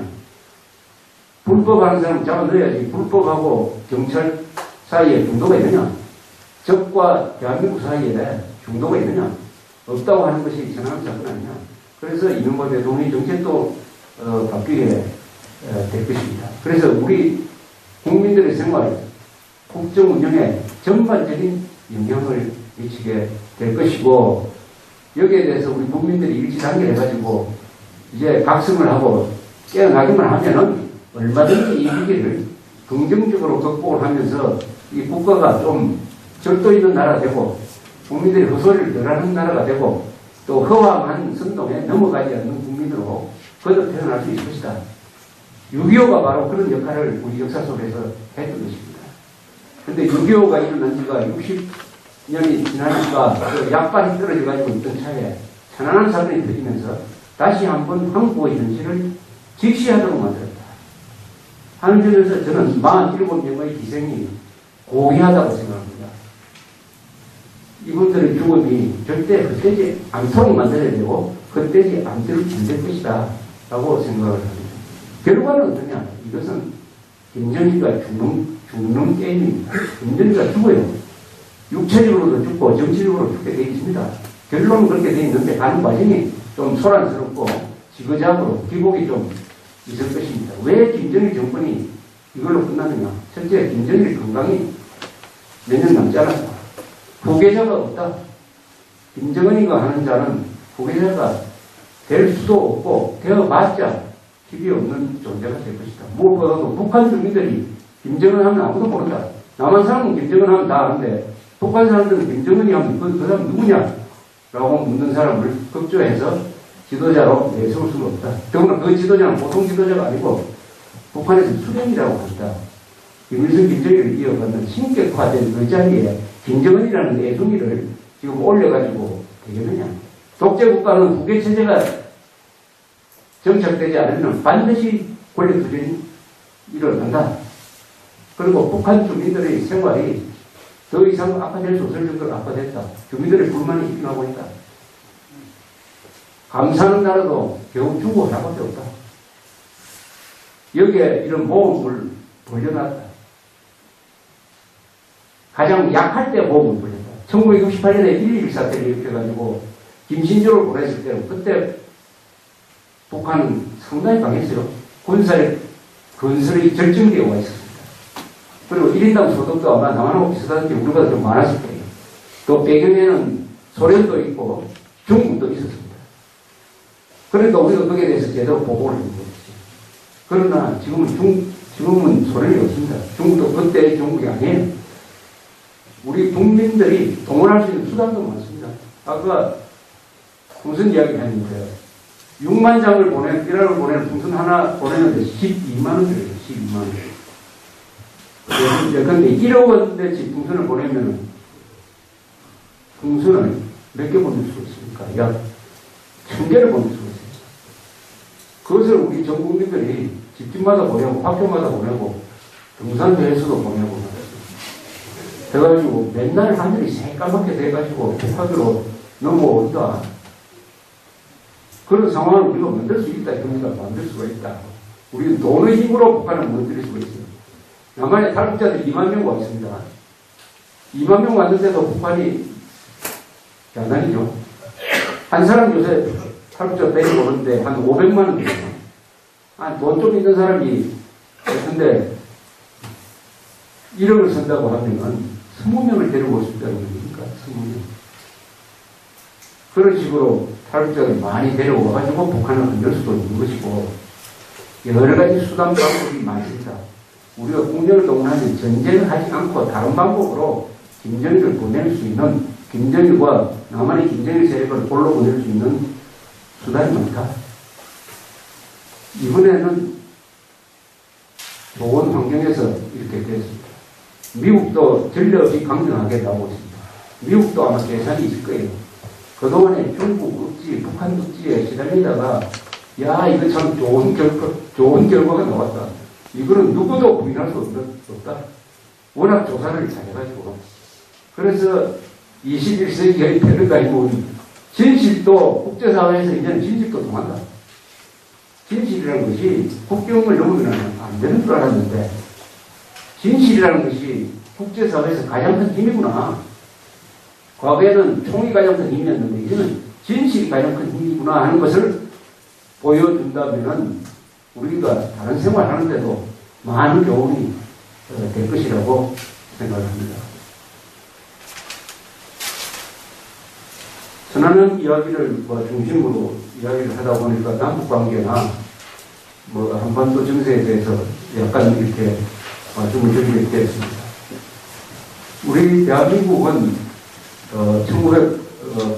1945년에 해방이 되고 48년에 건국을 해가지고 또 2년 뒤에 전쟁을 맞고 그 60주년을 원래 기념하게 되었습니다.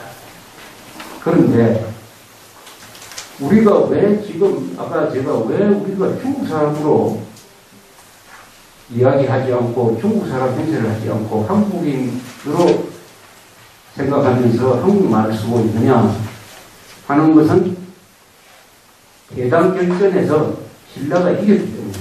또 대당 결전을 결심했기 때문입니다. 전쟁을 결심하는 나라이기 때문에 우리가 한국인으로서 살아갔다 이런 말씀을 드렸습니다. 또 하나 우리가 왜 김정일 지하에서 지금 살고 있지 않느냐 하는 데 대해서 생각해 보신 적이 있는지 모르겠습니다. 왜 우리가 김정일 지하에서 살고 있지 않느냐. 김정일 지하에서 살고 있으면은 제가 지금 해방동이니까 65세죠. 저는 요 나이에서 끝나야 됩니다. 북한이 지금 평균 수명이 65세입니다. 65세. 우리는 평균 수명이 80세입니다. 국가에 대한 여러 통계 중에서 저는 가장 중요하게 생각하는 게 1인당 국민소득이 아니고 평균 수명입니다. 평균 수명이 높은 나라는 첫째, 경제가 잘 되는 나라입니다. 부자 나라입니다. 두 번째는 민주주의 국가입니다. 그리고 복지국가입니다. 의료, 교육이 잘 된 나라입니다. 그래서 평균 수명이 그 나라를 한마디로 설명하는 가장 중요한 통계인데 지금 세계에서 평균 수명이 항상 1등으로 나온 나라는 잘 아시죠? 일본입니다. 일본. 그 다음에 유럽 국가인데 우리가 20등이에요. 20등. 세계에서 아마 랭킹 22인 것 같습니다. 우리가 미국보다 한 살 더 살아요. 한 살 더 살아요. 북한은 65세다. 그런데 65세도 아마 많이 잡았을 것이라고 저는 짐작을 합니다. 그래서 우리가 북한에서 태어났으면 저는 막 건너간에 승을 마감을 해요. 평균 키는 얼마냐? 남자 평균 키가 우리가 174cm입니다. 아시아에서 제일 큽니다. 아시아에서. 터키를 제외하고 제일 큽니다. 터키. 중국 평균키, 일본 평균키 다 170cm 정도입니다. 이러한 사람들 평균키가 한 173cm 되더라고요. 우리가 앞으로 이렇게 영양 상태가 계속 좋아지면은 180까지 안 간다는 난 본 적이 없다고 생각합니다. 요새 결혼식에 가보면은 또 공통된 풍경이 하나 있습니다. 신부 입장할 때 보면은 신부 아버지가 신부를 데리고 들어오는데 항상 신부가 키가 커요. 항상 신부가 키가 커요. 제가 원래 결혼식장에 가서 그 법칙이 부서진 걸 본 적이 없어요. 이렇습니다. 이 정도의 나라를 만들었습니다. 북한은 얼마인지 아십니까? 남자 160cm입니다. 160cm. 해방됐을 때 우리 키 통계가 있어요. 해방됐을 때 키가 제일 큰 사람은 한경북도 사람이 제일 크거든. 키가 제일 작은 사람은 경상남도하고 전라남도 사람입니다. 남쪽으로 쭉 내려오면서 키가 작아집니다. 일본은 거꾸로 큐슈 사람이 제일 크고 북쪽으로 올라가서 키가 작아져요. 큐슈 사람도 경상남도 사람들보다 작습니다. 그래서 북방민족의 키가 많이 섞일수록 키가 커진다는 얘기입니다. 그런데 해방됐을 때 남자 평균 키가 166cm였어요. 북한은 마이너스 6cm였어요. 우리는 플러스 8cm였어요. 세계에서 키가 작아진 유일한 나라입니다. 아프리카에서 이런 게 없어요. 이게 의미하는 게 뭡니까? 김일성, 김정일 두 놈이 행복하게 살기 위해서 난쟁이로 만든 거 아닙니까? 난쟁이로 만든 거. 김일성, 김정일의 민족사실 범죄 중에서 제일, 그러니까 이명박 대통령이 지적했던 대로 이자가 왜 민족 관련자냐? 왜 세계 앞에서 한민족을 부끄럽게 만드느냐? 그 우수한 민족을 또 IQ, 평균 IQ가 우리나라 국민 평균 IQ가 세계에서 1등인 거 아십니까? 185개국 중에서 1등입니다. IQ 좋고 신체 강건한 그 좋은 국민적 자질을 가지고 왜 그런 나라를 만들어가 300만 굶어 죽이느냐. 인종을 열등민족으로 만들었습니다. 그리고 1인당 15년씩 생명을 앗아갔어요. 1인당 15년씩 통탄할 일 아닙니까? 여러분이 운 좋게 부모님 덕분에 38선 남쪽에서 태어나셨기 때문에 이런 자유를 누리고 있습니다. 그러나 북한에서 태어나시면 여러분의 의사와 관계없이 난쟁이가 되어 있을 것이고 65년에 생을 마감하고, 아니 왜 1인당 15년씩 동족인데 북한에 태어나면 1인당 15년씩 덜 살아야 되느냐. 그 15년이라는 게 얼마나 아름답게 살 수 있는 연령입니까? 65세에서 80세까지의 15년은 이제 인생을 정리하고 손자, 손녀들하고 어울리면서 아이들 결혼도 시키고 여행도 하면서 유유자적하면서 살게 되어 있지 않습니까? 그 15년을 왜 김일성, 김정일이가 불가사리처럼 먹어치웠습니까? 그 김일성, 김정일을 민족 공조의 파트너라고, 전수 있는 지도자라고, 국방위원장이라고 부르는 이 기자들은 어떻게 생각하는지. 그 의문에 대해서 이명박 대통령이 어제 연설을 통해서 너는 해를 죽음이고 점령 범죄자고 민족 관여자다. 도대체 무엇 때문에 누구를 위해 이렇게 하고 있나? 같은 민족으로서 세계한테 부끄럽다. 딱 직격탄을 날렸어요. 김정일이가 이걸 보고 스트레스 많이 받을 겁니다. 이런 욕을 먹는 건 처음일 거예요. 이런 욕을. 그런데 우리가 이런 풍요를 누리고 있는 거 누구 때문입니까? 물론 이승만 대통령, 박정희 대통령 경제를 잘 발전시킨 덕분이기도 하지만은 일반론적으로 그때의 이야기고 틀린 이야기가 아니라 우리 맞는 이야기지만은 역사적 중간에서 어떤 한 사람의 결단이 있었기 때문에 여러분들이나 저는 이렇게 건강하게서 이런 교육을 받으면서 이렇게 좋은 음식을 먹고 즐기고 있습니다.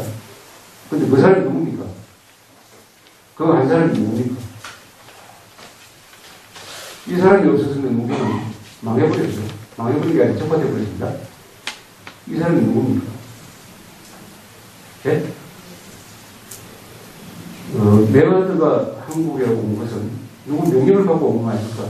스스로 온 건 아니지 않습니까? 메가드를 보낸 사람이죠. 메가드를 한국에 보낸 사람. 트루만 대통령, 트루만. 해리 S. 트루만 대통령이 1950년 6월 24일 밤에 한 9시쯤 됐을 때 자기 고향인 미조리주 인디펜던스라는 작은 마을에 가서 잠에 들려고 하는데 전화가 들려왔습니다. 에치성 국무장관이 전화를 들어와서 보고를 했습니다. 대통령각과 아주 불행한 일이 생겼습니다. 38선에 걸쳐서 공산군이 전면 난수를 했습니다. 이렇게 이야기를 했습니다. 이 전화를 받자 트루만 대통령이 이렇게 이야기했습니다. 그대로 불행을 하기 이릅니다. 그 개새끼들을 무슨 수를 쓰더라도 막아야 합니다. We have got to stop the sons of bitches no matter what. 이렇게 얘기했습니다. 그 말하는데 10초 걸렸다고 합니다. 10초. 요 10초 때문에, 이 말 때문에 우리가 살았어요. 그런데 그때 트루만 대통령이 파병할 아무런 이유가 없었습니다. 파병할 이유가 없기 때문에 그 1년 전에 조합비문 5만 명을 깨가지고 일본으로 가져갔던 것입니다. 당시 미국의 군부는 한국은 지킬 수도 없다, 지킬 필요도 없다라고 판단을 했던 것입니다. 왜냐? 1949년에 6.25가 나기 1년 전에 스탈린이 핵을까지 했습니다. 핵실험으로. 더구나 결정적으로 모택동이 중국을 차지했습니다. 무슨 수로 요 밑에 저 꼭지만큼 달려있는 한국을 구할 수 있느냐? 이거 구하기 위해서 미군 보냈다가는 세계에서 가장 막강한 소련하고 소련 육군하고 중국 육군하고 싸워야 되는 게 안 된다. 철수했습니다. 또 그것을 공개적으로 선언했어요. 이 에치슨 국무장관이 기자회견에서 미국의 방어선은 서태평양에서의 방어선은 알루션이나 또 일본, 필리핀이다. 이렇게 이야기를 함으로써 한국을 방어선에서 제외해버렸습니다. 요 기자회견을 보고 스탈린, 김일성은 남침을 해도 미국이 개입하지 않을 것이다 라는 확신을 가졌습니다. 모택동만이 이루어졌어요. 모택동은 미국이 개입할 가능성이 있다. 그러면 우리가 도와주겠다. 이렇게 약속을 했습니다. 그런데 남침을 딱 했는데 딱 10초 만에 그 개새끼들을 가만둬서는 안 되겠어. 이렇게 이야기했습니다. 그래서 우리가 살았습니다. 트루만이 아무런 동맹의 의무도 없었던 것입니다. 한미상호 방위조약은 물론 없었어요. 트루만 대통령이 왜 그런 결정을 했느냐. 제가 김일성이라도 그런 판단을 할 수밖에 없었어요. 미국이 개입하지 않을 것이다. 그런데 스탈린, 김일성이 뭘 오판을 했느냐. 트루만이라는 사람을 오판을 했습니다. 트루만이라는 사람은 어떤 사람이냐. 그 인간성에 대한 연구가 없었습니까? 또 할 수도 없죠. 인간성에 대한 연구를 어떻게 합니까? 트루만이라는 위대한 인간이 자신의 결단에 의해서 한국을 살립니다. 그런데 지도자가 해야 되는 일 중에서 제일 머리 아픈 게 전쟁을 결심하는 것이다. 더구나 침략받았을 때 전쟁하는 거에 그 자동적으로 할 수 없죠. 남의 전쟁에 끼어들어가지고 남의 나라를 지키기 위해서 자기 전 부대를 보내가지고 죽게 하는 거 우리 할 수 있습니까? 우리가 월남때 했습니다. 월남때. 그래서 우리는 한 3,000명 내면 전사했습니다. 아프간에는 우리가 1년 전에 보내야 되는데 겨우 3년이면 보내야 됩니다. 그만큼 어렵다는 거죠. 그런데 트루만의 그 결정에 의해서 연 인원으로 150만 명의 미군 젊은 사람들이 한국에 없어요. 연 인원은 됩니다. 150만 명. 그 중에서 10%가 죽고 다쳤어요. 10%. 15만 명이 죽거나 다쳤습니다. 5만 4천 명이 죽고 10만 명이 다쳤어요.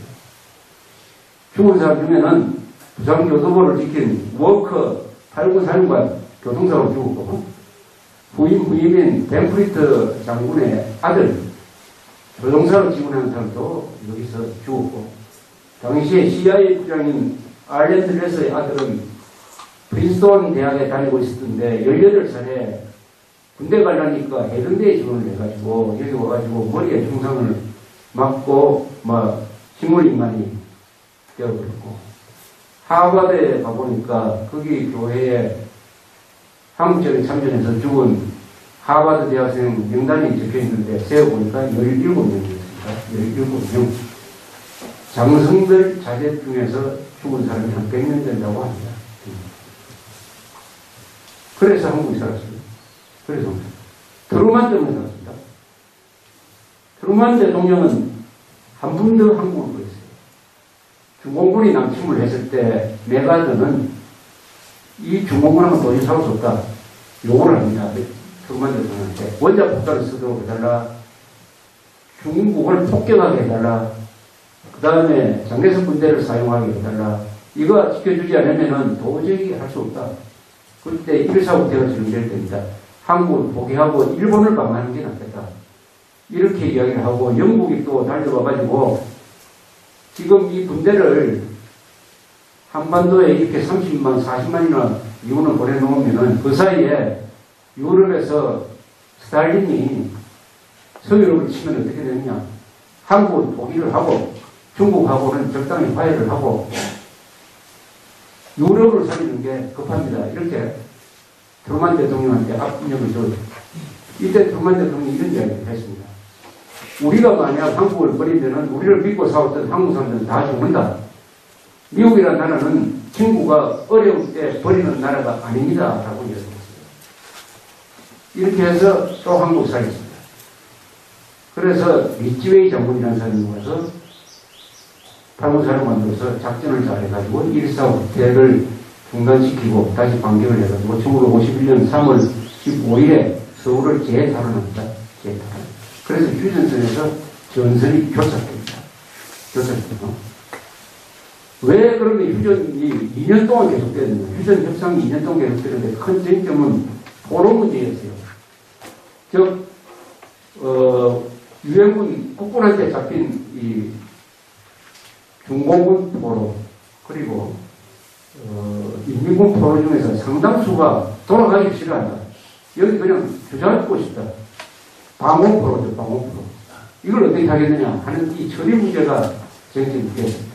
원래 방공포로 등등을 포함해서 이 처리하는 문제가 국제 규범이 있어요. 그 제네바에 포로협약이라는 게 있는데 거기 보면은 본인의 의사와 관계없이 양쪽이 잡았던 포로는 무조건 다 보내야 된다. 이렇게 되어 있습니다.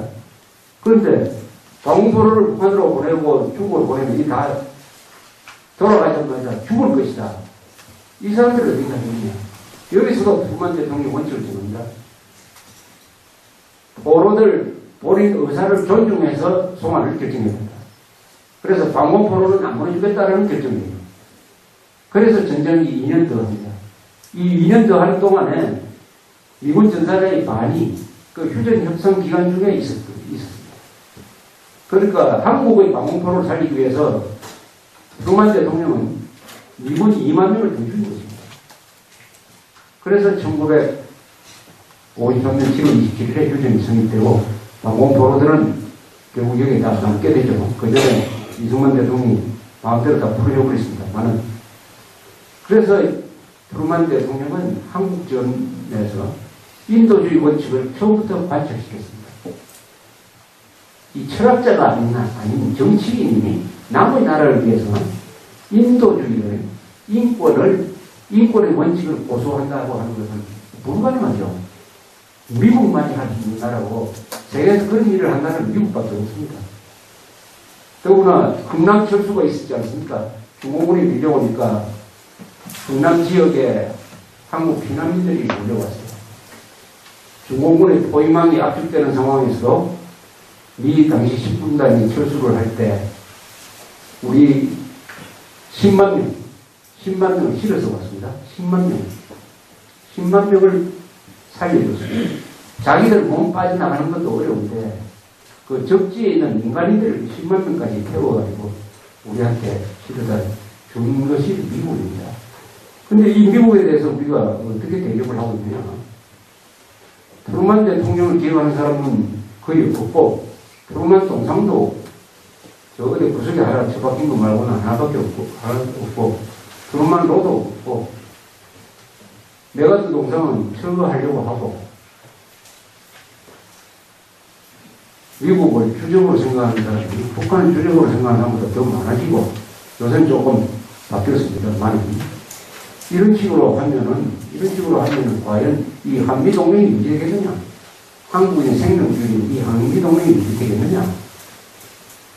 이 고마움을 모르는 인간은 반드시 실패하는데, 고마움을 모르는 나라도 마찬가지가 아니겠느냐? 이런 생각을 하면서 이번 6.25 60주년을 계기로 해서나마 어떻게든 이 고마운 나라 사람들에 대한 기억을 살려야 된다. 그래서 제가 운영하는 조갑대닷컴이라는 이 매체에서 이번 주에 책을 두 권을 냈어요. 트루만 이야기하고 6.25 때 참전한 21개국 고마운 나라 고마운 사람들의 책을 냈어요.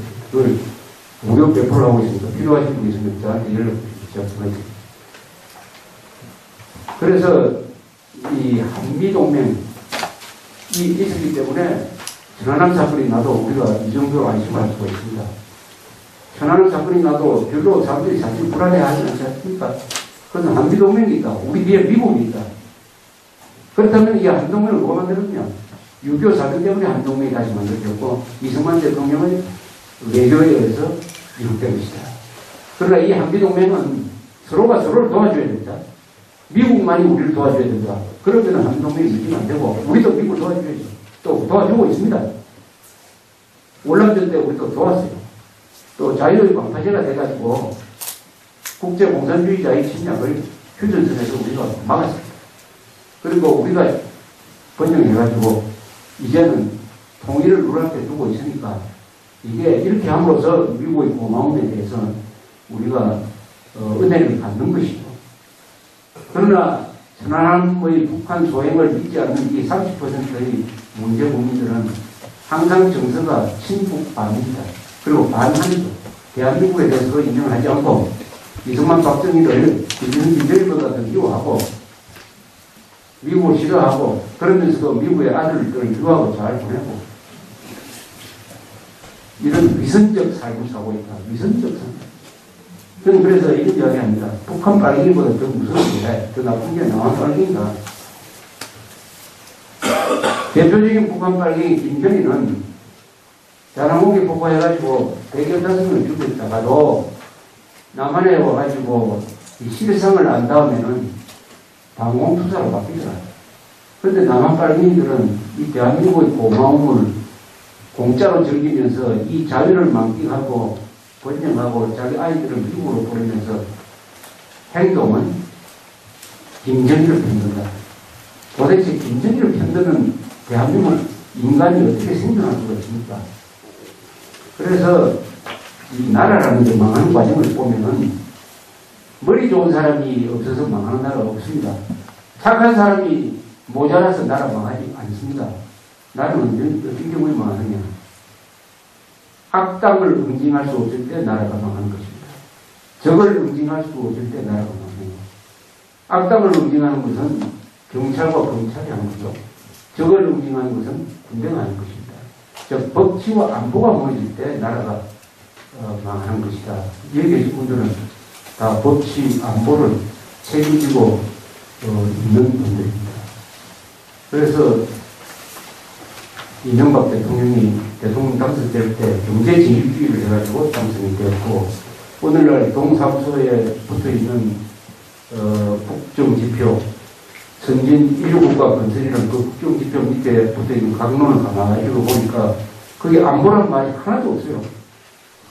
대통령부터가 안보 법치에 대해서는 그것은 내 전공 분야가 아니다 해가지고 덮어놓고 자기가 잘하는 경제관리를 하겠다고 이렇게 나왔는데 한국의 역사가 그렇게 보여주지 않습니다. 바로 천안함 사건을 딱 이렇게 해가지고 이명박 대통령의 앞으로의 한 2년 6개월은 안보 법치를 가장 중요한 국정지표로 삼지 않을 수 없게 될 것입니다. 그것이 정상이죠. 분단국가에서는 안보 법치가 최고죠. 안보 법치 경제 이 세 가지 아니겠습니까? 그런데 이 안보 법치를 담당하시는 이 공직자 여러분들 앞에서 제가 한 시간 남짓 이런 말씀을 드리게 되었습니다. 결론적으로 말씀드리면 한국은 인류국가가 될 수가 있습니다.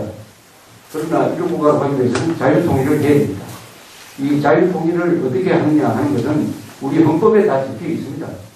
헌법을 보면은 방법이 다 적혀 있고 국가 목표, 국가 의지가 들어있어요. 헌법 1조, 3조, 4조가 제일 중요하죠. 헌법 1조로 대한민국은 민주공화국이다. 딱 선언했습니다. 헌법 3조, 그 대한민국의 영토는 한반도와 그 부속도서다. 따라서 북한 지역도 민주공화국임을 미리 선언해 놓은 거예요. 그런데 미수복 지역으로 남아있는 것입니다. 그러면 어떻게 해야 되느냐? 헌법 제4조, 대한민국은 통일을 추진하되 자유민주적 기본 질서에 입각한 평화적 통일을 추진해야 한다. 즉, 통일을 하되 자유통일을 해야 된다. 자유민주적 기본 질서에 입각한 평화적 통일, 평화적 자유통일, 평화적 자유통일, 평화통일이 아닙니다. 평화적 자유통일을 추진하라. 1조, 3조, 4조를 합쳐서 한마디로 요약을 하면 북한 노동당 정권을 해체하고 자유통일하라 하는 명령을 우리 헌법이 내리고 있습니다. 국가 목표이고 국가 의지이고 국가 명령입니다. 이것은 아무도 부인할 수가 없어요. 이제 천안함 사건이 되니까 그 헌법 정신으로 돌아가자. 북한 노동당 정권을 해체를 하려면 김정일뿐만 아니라 남한에 있는 종북 세력까지 약화시키고 견제하고 응징을 해야 된다 하는 임무를 우리 국민 모두한테 두고 있을 뿐만 아니라 우리 이 공무원 집단한테 주고 있다고 생각을 합니다. 좌파 정권 하에서 6.15 선언은 명백한 헌법 위반이죠. 왜냐하면 연방제 적파 통일 방안을 우리가 방중 수용을 했으니까 또 방구바다지 수개인 민정기를 통일의 파트너라고 했으니까 6.15 선언은 그 자체로서 헌법 무효입니다. 헌법 위반입니다. 그런데 우리 100만 공무원 집단 중에서 그 6.15 선언에 대해서 누구 한 사람 헌법 위반이니까 나는 이거 지키지 못하겠다라고 나온 사람이 아무도 없었어요. 아무도 없었다는 것은 없는데 딱 한 사람이 있었습니다. 국회 입법서기관을 하던 유세환이라는 사람이 이 6.15 선언하고 14선언 나오고 6.15 선언은 헌법 위반이고 노무현이가 하는 정책은 이거 국가 반영이다. 그래서 저는 공무원 신분이지만은 노무현을 국가 반영죄, 구체적으로 이야기하면 내란 동조자로 고발을 해야 된다고 생각한다. 제가 책을 썼습니다. 헌법 제3조는, 대한민국 헌법 제3조는 책입니다.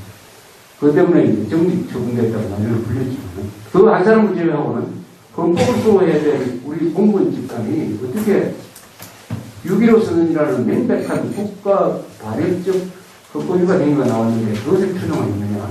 더구나 군대까지도. 그것을 보면은, 이런 정신을 가진 군과 공무원 집단이 대한민국을 지킬 수 있느냐 하는 생각을 가졌던 적이 있습니다. 서독은 동방정제를 추진을 할 때, 이런 법을 만들었어요. 브란트, 바로 볼 수 있는 브란트 수상 지도하에서 동방정제를 추진하니까 우리 내부적을 다스려야 된다. 그래서, 자유민주적 기본 질서를 위반한 운동을 한 자는 절대 공무원이 돼서는 안 된다. 공무원이 되어 있으면 쫓아내야 된다. 그 법을 집행을 하는 과정에서 300명을 현직에서 몰아내고 10,000명이 넘는 사람을 임용되지 못했다고 합니다. 거기서 자유민주적 기본 질서를 위반한 행동은 뭐냐? 첫째는 공산주의 활동한 자들, 두 번째는 나치 찬양한 자들. 꼭 감옥에 안 갔더라도, 정과가 없더라도 평소 행동이 그러했으면 안 된다. 이렇게 내부 단속을 하면서 동방정제를 추진했고, 그 결과로서, 그 결과는 아니지만은, 여러분 운이 좋아가지고, 서독이 동독을 법수 통일할 수 있었다는 것을 생각한다면, 우리 공무원이 헌법을 수호하는 제1임무, 공무원의 제1임무는 헌법적 가치와 헌법 질서 수호 아닙니까? 그것을, 제대로 하는 것이 이명박 대통령이 올려놓은 이 김정일과의 대결에서 우리가 승리하는 가장 중요한 일이 될 것이라고 생각합니다. 저 이야기 여기서 끝내겠습니다. 감사합니다.